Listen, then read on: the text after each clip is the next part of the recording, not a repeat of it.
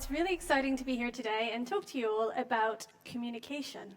I won't lie, I was a little bit nervous. I always am when I give a non-technical talk, but it's something I really believe in, and I hope you'll have a good time with it as well. So, in the next 30 minutes or so, we're going to look at 6 reasons why we actually suck at communication. Sorry to tell you, but it's kind of true. We're also going to look at 5 reasons as to why you want to care about communication, especially as a software engineer. We're going to do 2 little fun experiments, and I'm going to give you 1 framework to improve your communication, even if you're an introvert. And all of this put together should help you boost your career, because if the science is correct, and it usually is, it will do that. There's going to be a little section of the talk that might make you a little bit uncomfortable, but we're also going to have a lot of fun along the way. So, like any scientific project, we're going to start with an hypothesis. And mine for this talk today is that we in this room are engineers, which I think I can say with a fair amount of confidence, because you probably wouldn't be attending a Swift conference if you weren't into software development for some reason. I'm also going to make a hypothesis and assume that we want to be better engineers, because we're here. Typically, we like rigorous thinking, flawless code, and of course, learning, or else you wouldn't be at this conference. But despite all of these things, why do we still behave like this sometimes? This is a software engineering interpretation of Einstein's quote, where insanity is doing the same thing over and over and over again and expecting different results. In this case, you're expecting it to compile when you're just hitting Command R over and over and over again, and of course, you're just finding the same error again and again. Now, why is that? Because as humans, fundamentally, we don't make any sense. It's just the way it is.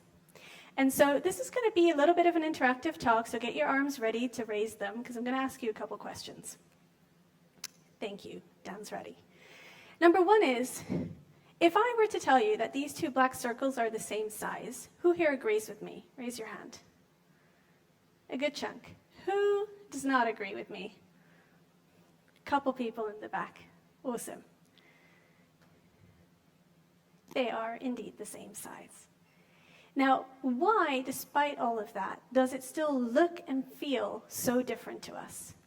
Because the way we process things is relative. As humans, we're inherently bad at knowing what's actually right or wrong. We can only figure that out in the context of other stuff. And so here's experiment number 2. Say that you're interested in a magazine, The Economist. It's a bit blurry, sorry about that. You're interested in The Economist, and you have 3 options for subscribing. Number A is you can get the web-only edition for $59 a year. You can get the print, where you get all the articles delivered to your house, super convenient, for $125, or you can get the print and the web edition for the same $125. So, are you going to go with option A? Who here would do option A? We have a couple people. Who here is going to go with option B? No one. Okay. Who here is going to go option C? A couple more people. Great. Now, what is fun about that is, what's the point of the middle one? In behavioral economics, we call it the decoy. No one's going to go for that option. But the whole purpose that it's there is to give that context to make you change your mind. Now, what's interesting is, you're very tuned in, evidently, right? Because we're engineers, we're rational people. A lot of people still went with option number 1. Maybe also because you like to read things digitally, I'm thinking. But what's funny is when they run this experiment, when there's only 2 options to choose from, which is web for, say, $60 a year, and print for $125, people still tend to go for the cheaper option because they think, well, I can have access to the content, it's all I want, it's all I need, that's fine.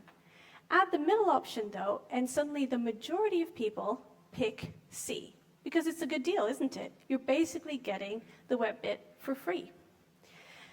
And so we think we're rational, but still, as humans, time and time again, experiment after experiment, we don't make any sense. And that's all right. But the dangerous thing is that we think we do. And that's when it becomes tricky. So, moving on from The Economist and back to a subject that we know and love. Have a think about all the Swift articles that you're reading, the blogs that you're reading, that you're subscribed to, the books that you're reading, and all that good stuff. How many this year would you say that you've consumed? We're thinking articles, newsletters, and so on. 20? More than 20? 50? 100? Keep your hand up. Any more than 100? Probably. Cool. Now, keep that number in mind. How many of those have you read on leadership and communication? If you've read the same or more, put your hand up. Awesome. We have a couple. But it's a little bit less. And I find this fascinating, right? So these are both things that we do every single day. But why are we choosing to improve one and maybe not so much the other? And so this is that part where it's the hard truth. Very often, our behaviors stem from deep-rooted beliefs. And this is one of my favorite quotes, which says, "We question all of our beliefs, except for the things we really believe in, and those we never think to question at all." And so when I give this talk, people ask me, well, Maxim, I've been communicating, I'm a human, I've been communicating with other humans since I was a kid. Do I really need to know more about this stuff? I do it all the time. And what's interesting is that research shows that we actually really suck at it for a couple of reasons. Primarily, we tend to know very, very little about the things that we use all day, every day. This is called the illusion of explanatory depth. And so when it comes to how our zippers work, how the plane that we took to arrive here works, how a car works, unless you're a mechanic or a pilot and so on, we know very little about the mechanics of things we use every day. And it's no different to communication. Add to that we're also really overconfident with things that we use all the time. You may have heard of the Dunning-Kruger effect, which tells us that when we start a new endeavor, we tend to be overconfident, right? Because we don't know what we don't know. So we get super excited. We're like, yeah, we're great at this because we have no clue that we actually suck. Turns out it's the same thing when we use stuff every single day, or really, really often at least. Which, given that we communicate all the time at work, with our family, with our friends, we might think we're maybe a little bit better at it than we actually are. Yeah. And then I have other beliefs that people say to me, which is the opposite. It's like, great, Maxim, I just suck at people skills. It's just the way it's always been. So, yeah, I don't really care about communication. And actually, research shows time and again that experts are made and not born. So by the simple act of doing and improving, you will get far, far better than anyone who has inherent talent and is born with it. The introverts tend to also not be a big fan because they say, you know what, I just really want to go into my corner, work on my work, have it be great, compile the most beautiful code, and be left alone for the rest of it. But you actually have such a big advantage. Turns out that introverted leaders who actually apply this kind of techniques and tactics far outweigh in productivity and performance and leadership than the extroverts. So it turns out you might have a bit of a superpower on your hands if you are an introvert. And then I get this from time to time, which is basically, what's the point, right? I am not going to go into the management track. I love being an IC. This is not for me, and soft skills are fluffy.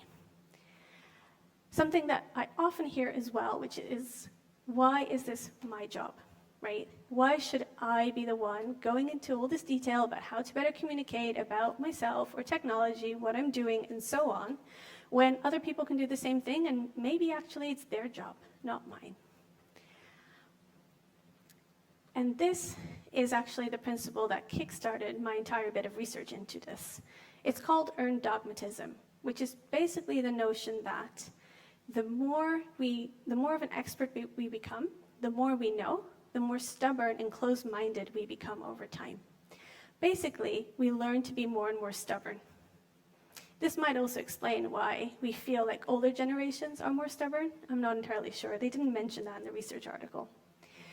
But imagine it a bit like this. You start out your career, you're excited, you're walking down this open road, there's tons of possibilities and exciting stuff going on. You're picking up stuff, you're learning, it's super cool.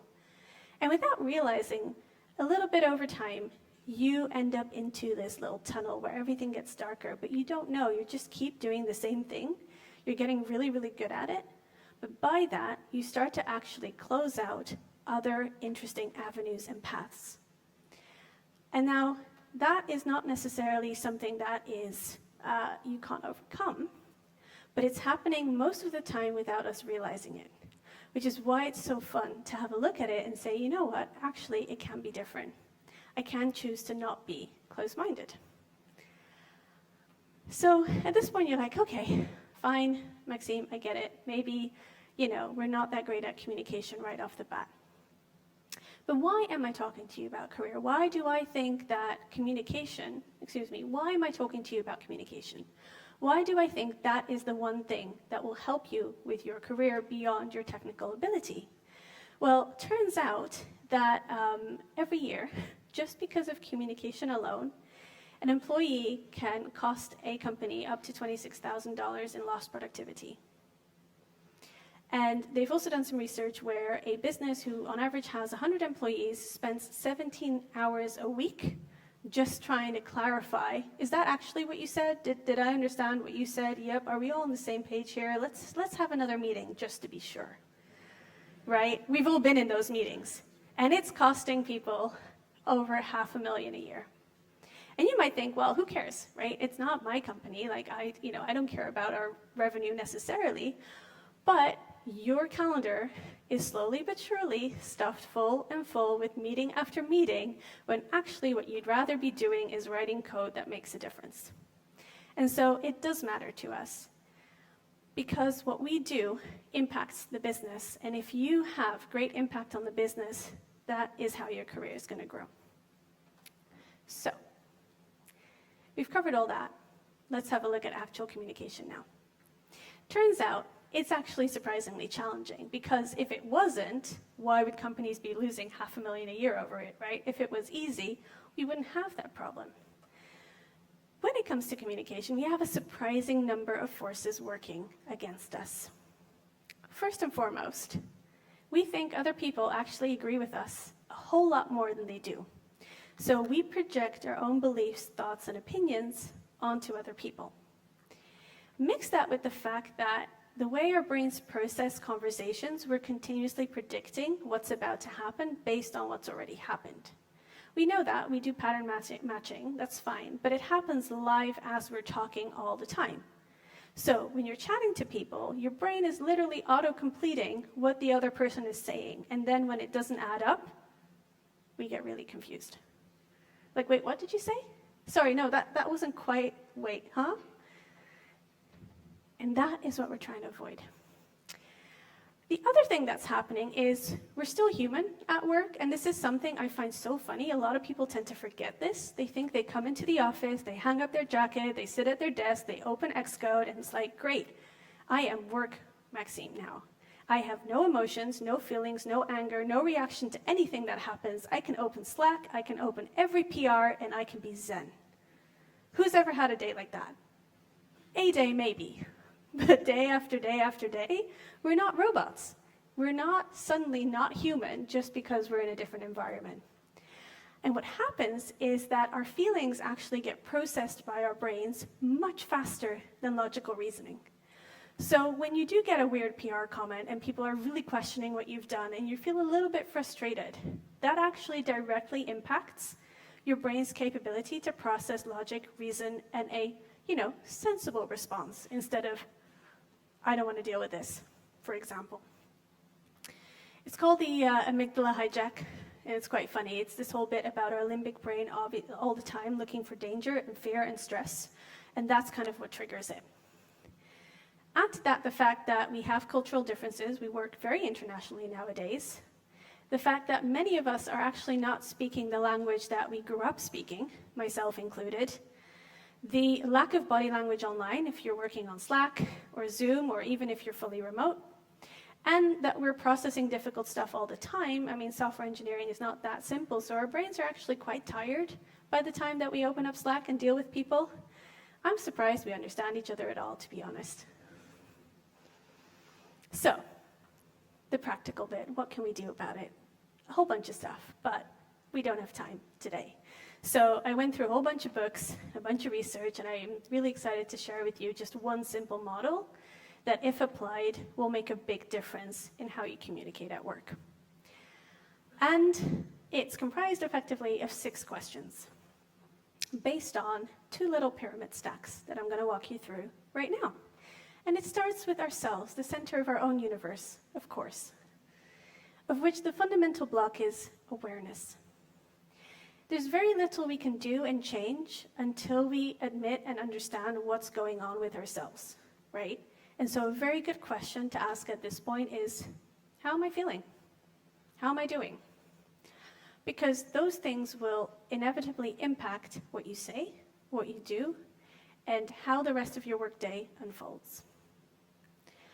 On top of that, the next level is integrity. I love the notion of integrity. To me, it's very similar to consistency. So it means basically that what you are feeling and thinking on the inside matches what you say and do on the outside. And when the two are not aligned, it becomes very frustrating to be. But when they are in sync, everyone tends to know what to expect of you. Over time, they understand how you function and what makes you tick on the inside, and therefore what you do and say becomes beautifully predictable.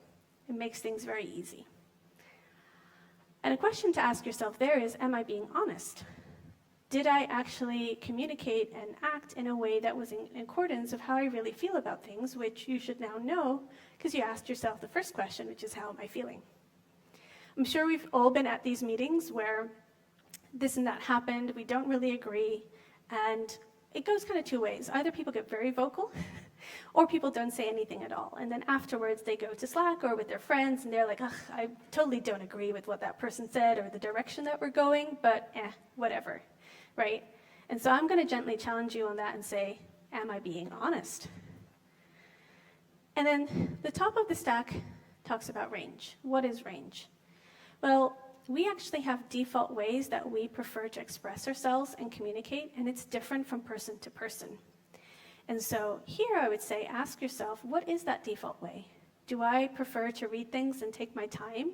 Do I prefer to send a message back that has all the details, the links, the Slack the Git messages, the PRs, the links, and so on? Or am I okay to just jump on that call quickly and resolve that? Or do I prefer to send a little video message? Do I prefer to meet someone in person? Because the way that we express ourselves by default will determine just how much friction we experience when we're communicating with other people day in, day out. So that's stack number 1, but we're not done because it's not all about us. It's also about the other people that we're trying to communicate with. And the fundamental building block there is interpretation. So this time around, do I actually really understand what someone's just asked me or what they're telling me? Because very often we don't. Remember, we are projecting our own beliefs, thoughts, and actions on other people all the time. And so a good question to ask here is, are there other questions that I can ask to better understand what's actually going on? And then the next level, anything about communication couldn't be complete without talking about empathy. A lot of people talk about empathy. We could have a whole talk in and of itself about that. But its job in this stack is really to explain the why, right? So with interpretation, we have an understanding of what people are trying to say to us, but why is this important to them? Why does it actually matter? Because when you have that context, suddenly things become a lot more clear, because remember, everything we do is relative. And then the last bit of the stack there is adaptability. And that means that at this point, if you've gone through all the steps, you have enough information to maybe adjust your communication a little bit to match the situation and the context that we're in.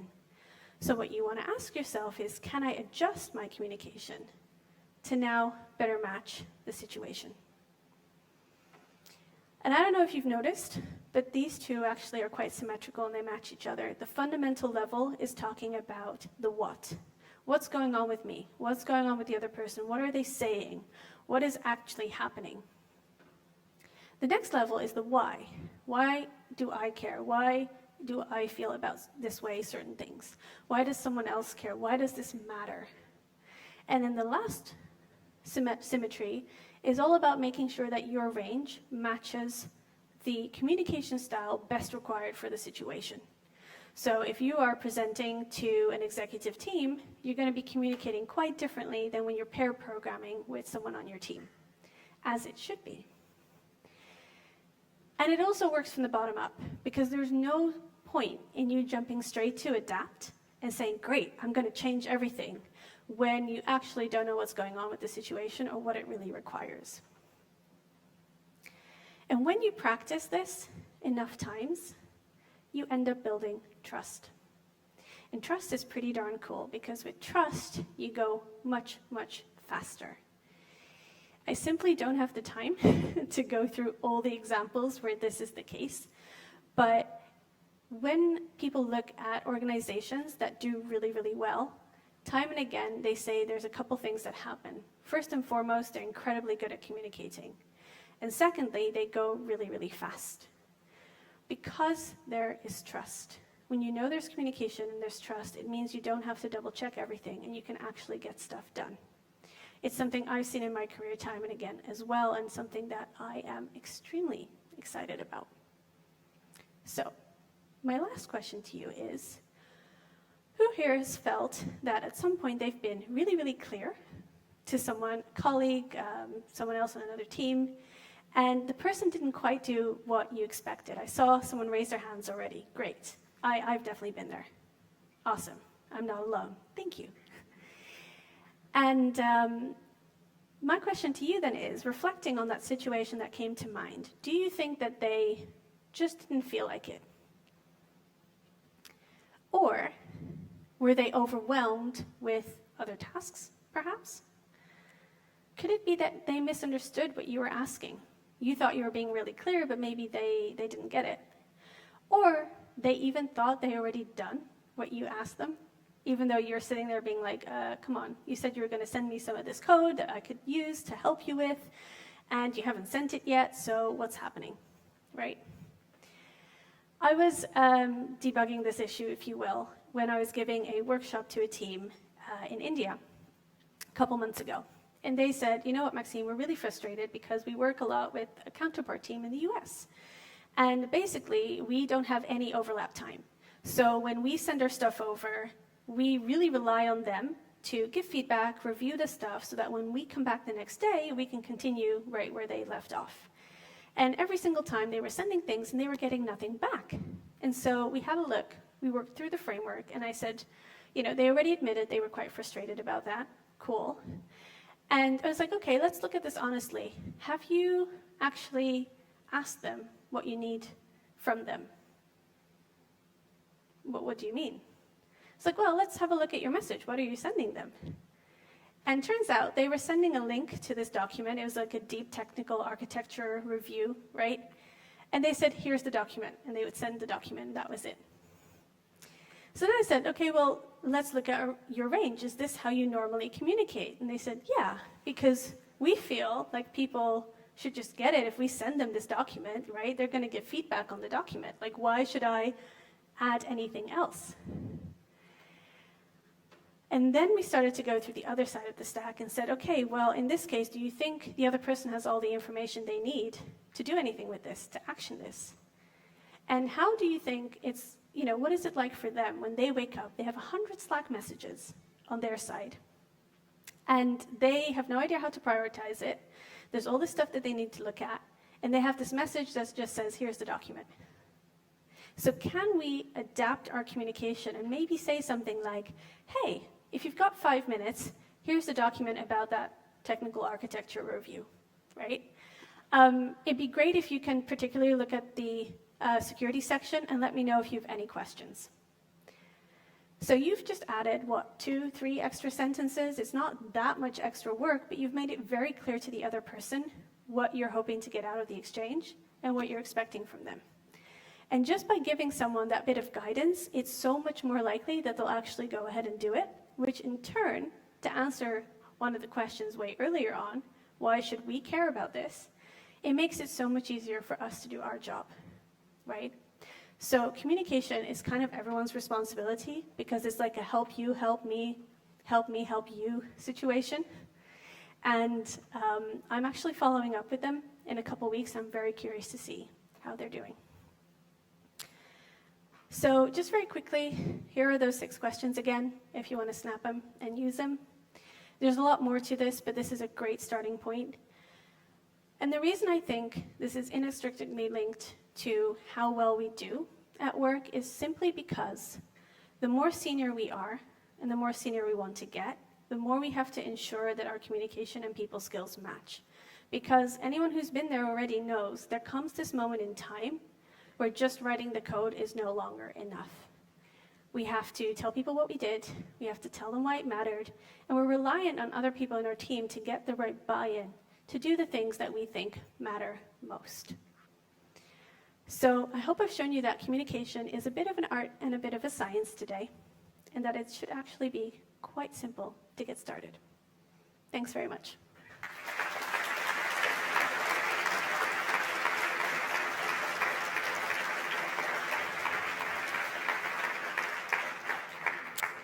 Now, I did promise that little surprise earlier, so this is a little encore moment. I only have a couple more slides. But if you enjoyed this presentation, you might be working remote, you might manage some people, or you really want to climb that individual contributor track and you care about communication in your daily engineering job, this surprise is for you. I really want to get rid of this stereotype that engineers suck at being social, because I fundamentally think this is not true. And also because, as we've seen, you can learn great communication, because skill is made by doing, not because the way that we were inherently born. And so it's with great pleasure that I have put something together called Algorithms for Influence. It's a 4-week live course, and it basically has a science-backed blueprint on how to get really good at workplace communication. Now, it took me almost a year to make this, and I tested some early concepts with Klaus, which was incredibly exciting. And as a thank you to Klaus and Pragma, and because I am so excited about this, I am giving 3 spots away for that course. So if you are interested, the first 3 people that register on here can get a spot.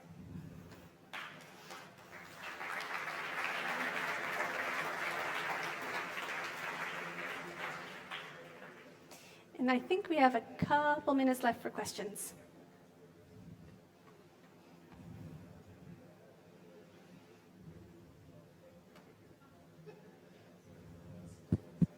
And we're coming to you live from San Francisco.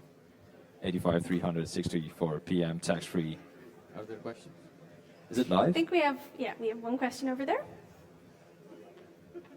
Daniel disturbed me. So usually there are no stupid questions from the audience, right? But No. I want to try to make one really stupid. Is the Card Against Humanity reference from your slide intended or just randomic? Is the what? There sorry? was a slide Yeah. identical to Cards Against Humanity, which is a famous game. Just wanted to know if it was No, intended. I or love not. the game, but which one was it? Do you The know? one with the developer thing with the underscore really remind me psychologically of Oh, amazing. cheat engineers, something like that. No, never mind. Yeah. Okay. Again, I wanted to prove everyone that you can do stupid questions in Thank you. conferences. Thank you. And also, I don't think it's a stupid question. Because now I know that I'm unwillingly referencing Cards Against Humanity, which is one of the best games ever. So this is really good. I did not know this. Thank you. You're right that the aesthetic of the slides is very similar. I think it's just like bold Helvetica on white. It works really well. Any other questions? Okay, hi. Yes. Okay. Hi. So first of all, thank you for your speech. It was very, very nice. Thank I have you. a question that probably would require another speech or more to be answered, but let's give it a try. Mhm. What if I have issues with people that should go through all this and make these questions to themselves, but they're not willing to. Yeah. How can I slightly reel them to go through this process? Because yeah, I can improve my communication, but if others are not willing to and not even thinking they should, it's not going anywhere, because everybody should improve their communication and work on themselves. So how can I gently, let's say, encourage people to improve their communication, because it's a big issue I have at the moment. Okay. Can I ask a question? What's your relationship to the other people? Are you coworkers? Are you the manager? Are they your manager? Let's say among engineers. Okay, so same kind of team. Yeah. Perfect. So the answer I have is probably very boring, which is, but it's proven to work, which is leading by example. The first question I would have to that situation is why, right? Why is their communication bad beyond the fundamental facts we looked at? And why are they not interested in improving it? And that might seem like a really intense question, but there are ways to ask that casually when we sit together, when we have lunch, and be like, gosh, I went to this conference and there was a really interesting talk. Like, how do we think about the way we communicate? Do you think we could be more effective? And if someone then says, well, I think we're great, right? There's nothing I've done that's wrong ever. Then the next question is, okay, well, what do we think is really good? Like, is there anything we want to model? Why do you think what you do is so great? And don't say that in like a derogatory or condescending way, but like genuinely, like what are some behaviors then that we think we should adopt as a team? And then see what they say and discuss that as a team. Because maybe they say, well, we think we should not send any emails and not have any Slack messages and no Zoom meetings at all. Now, we know that's probably not quite the right approach, but let's say they're saying that. Okay, well, we can try it for a week and see how it goes, and then decide as a team that maybe that's not what we want. Or you could even just go through the pros and cons there and then with people and say, well, what would go well? We would have more focus time. What would not go so well? Maybe we have no idea what's going on, right? And so it's really just trying to gently peel an onion and a layer one by one, and make it normal for us to talk about these things with our colleagues and make it normal for us to work on this. And then the second point is modeling by doing. So the more questions we ask, the more clear we are with every Slack message we write, every PR comment we write, the more other people start adopting it, especially because it tends to help other teams around us who say, you know what, I really like what they're doing, and I think we should all be doing that as well. It just takes a lot of time. There's no magical instant formula, unfortunately. Thank you very much. Sure. Thanks to Maxim. Last one, once the again. last one, the last one. Thank you. Okay, short one. Hi. Thank you for the talk. Very interesting. I couldn't get to the giveaway. Is there another way I can participate in the course or any Yes. advice? So this was another fun surprise, but I didn't want to put too much on slides. For anyone who's not one of the first three, which I'll email everyone about it, you can also get 50% off with Pragma 50. But I'll pop it all in the Slack channel. Great question. Thank you very much. Thank you, thank you.